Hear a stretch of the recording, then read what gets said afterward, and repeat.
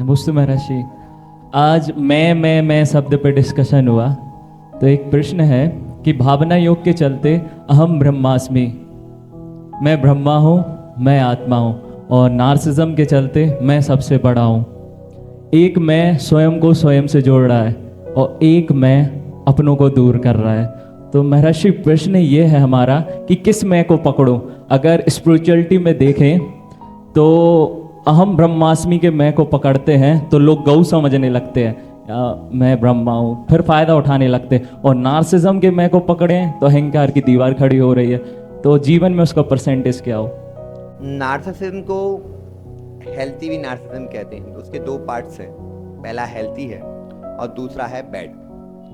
जो हेल्थी वाला है उसको कुछ हद तक अच्छा माना जाता है, लेकिन हर समय यदि आपके अंदर यही बात आ रही है कि मैं ही सब कुछ हूं, जैसे एक सीरीज आई थी सीक्रेट गेम, देखी, उसमें सिद्दीकी क्या बोलता है, अपुनी भगवान है, अपुनी भगवान है।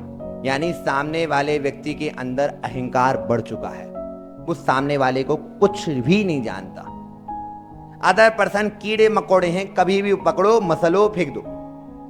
जब अध्यात्म का मैं आता है, जब अध्यात्म का मैं आता है, वह दूसरों को परेशान नहीं करता।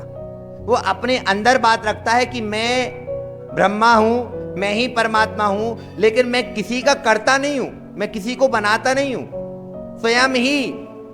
स्वयं सभी अपने कर्मों के करता हैं, सभी अपने आप को बनाते हैं। मैं किसी को बनाने वाला नहीं हूं, लेकिन मैं स्वयं को बनाने वाला हूं। तो मैं अपने आप को, क्योंकि यह जब मैं का शब्द अध्यात्म में आता है तो व्यक्ति अपने आप को सेल्फ कॉन्फिडेंस में जाता है।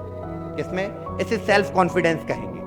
और जब यह सोच लेंगे मैं सबका करता हूं तो उसको नार्सिसिस्ट कहेंगे। तो जब अपने अंदर इसको यदि परसेंटेज में कहे तो 80% अपने आप में देखो, मैं ब्रह्मा हूं, मैं स्वयं का करता हूं, मैं दूसरे का करता नहीं हूं। और 20% फिर दूसरे की चीजें देखो, वहां पे 20% देख सकते हो।